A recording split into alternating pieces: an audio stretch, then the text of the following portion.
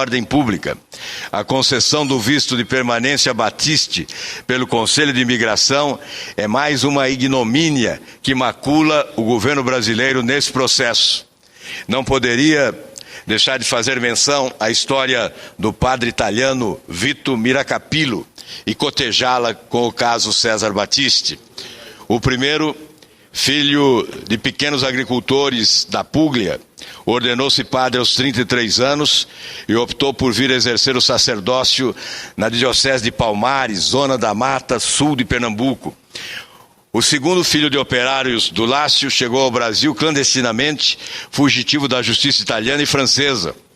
Miracapilo foi banido do território nacional na ditadura e trava uma luta há 31 anos para obter do mesmo o visto de permanência e trabalho, o mesmo visto de permanência e trabalho que Battisti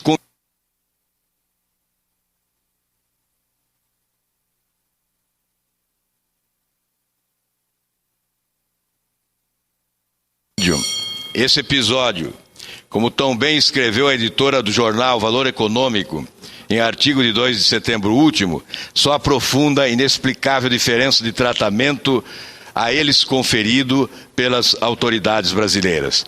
O padre trava nesse momento uma luta para conseguir o visto de permanência no Brasil e ingressa no país na condição de turista. Em 93, o então presidente Itamar Franco revogou o decreto de expulsão assinado pelo presidente João Figueiredo, do religioso do Brasil, mas o Ministério da Justiça nega a regularização. Gostaria aqui de ilustrar reproduzindo algumas das palavras proferidas à época por Dom Helder Câmara, arcebispo de Olinda e Recife, no desfecho da expulsão do padre, e que poderiam perfeitamente aludir o caso Battisti. Continuaremos a luta pacífica, continuaremos inclusive a sustentar que defender os direitos humanos é sobretudo os cristãos.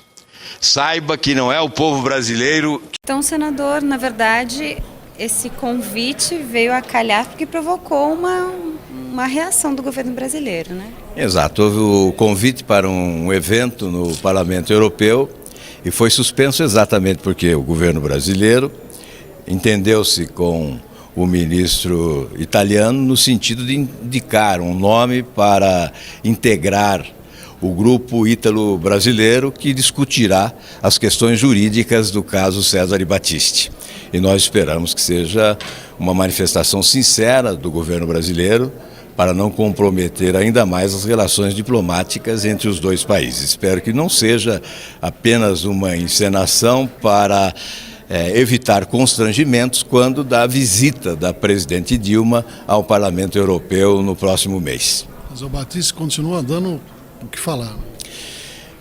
O que os italianos, especialmente de vários partidos, da direita, da esquerda e de outros países, inclusive, desejavam, era manifestar indignação em relação à decisão das autoridades brasileiras, reconhecendo que sabem não ser uma posição de todo o povo do país, mas sim de autoridades que afrontaram a justiça italiana, ignoraram condenações.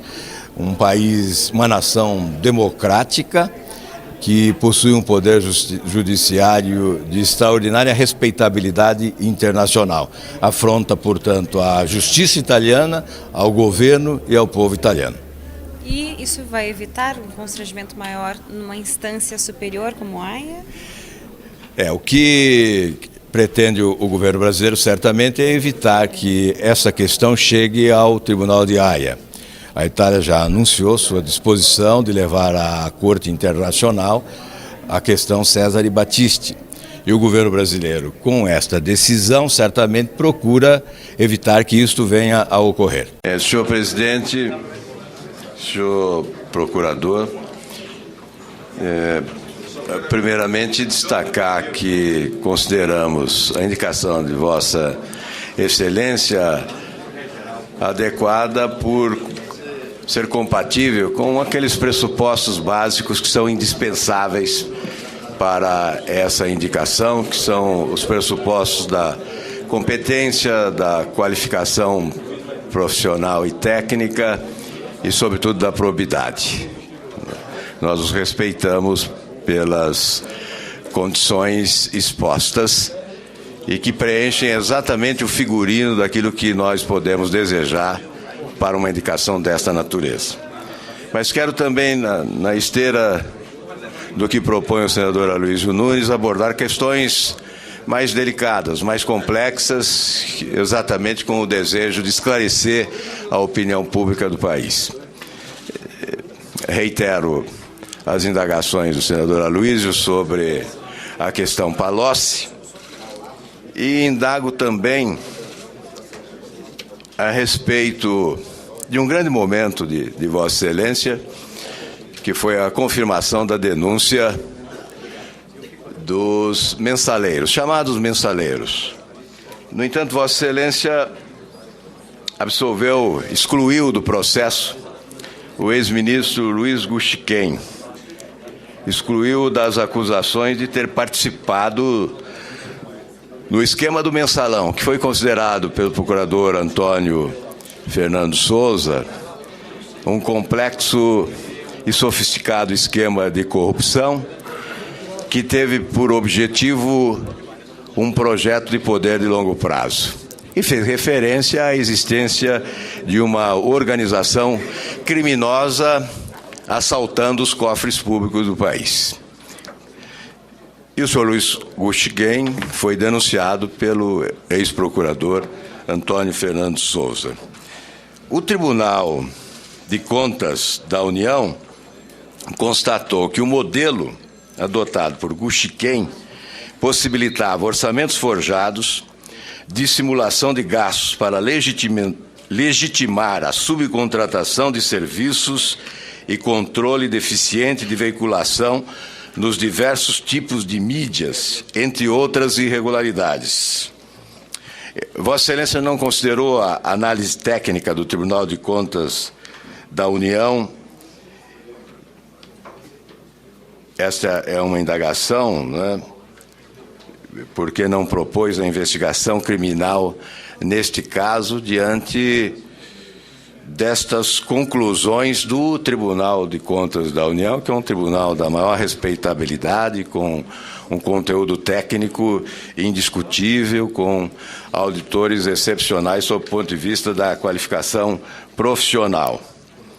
E uma outra questão diz respeito ao caso Battisti. Nós conhecemos a posição de Vossa Excelência, exposta junto ao Supremo Tribunal Federal, mas recentemente, após este julgamento, o Conselho Nacional de Imigração concedeu para Battisti o visto de permanência no Brasil. Pela ordem jurídica vigente, a decisão do Conselho Nacional de Imigração foi totalmente ilegal. Ela colide com a Lei 6.815, de 81, que criou o órgão e define a situação jurídica dos estrangeiros no Brasil. O inciso 4º do artigo 7º dessa lei proíbe taxativamente a concessão de visto ao estrangeiro que foi condenado ou processado em outro país por crime doloso, passível de extradição segundo a lei brasileira. É justamente esse o caso de Battisti. Ele foi condenado à prisão perpétua pela justiça italiana por 4 assassinatos cometidos na década de 70. Também foi condenado no Brasil, pela primeira instância da Justiça Federal, a pena de 2 anos de prisão por usar passaportes franceses falsificados, encontrados quando foi preso pela Polícia Federal em 2007. Segundo o inciso 2º do artigo 7º da Lei 6.815, é proibida a concessão de visto ao estrangeiro considerado nocivo à ordem pública, que foi justamente o caso do italiano.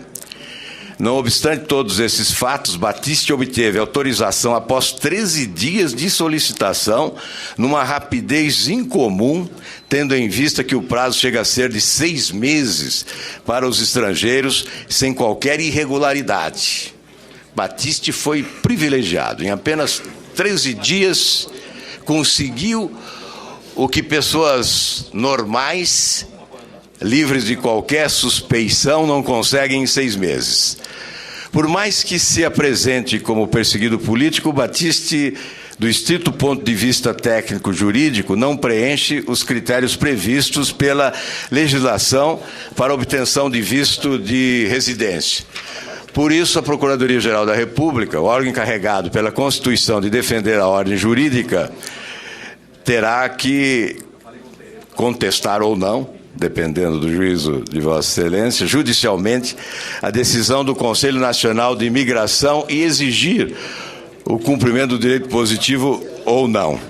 Quais serão as providências a serem adotadas por Vossa Excelência? Neste caso, é a indagação. E manifesto ao final, já que meu tempo se esgotou, meu respeito e admiração pelo trabalho de Vossa Excelência.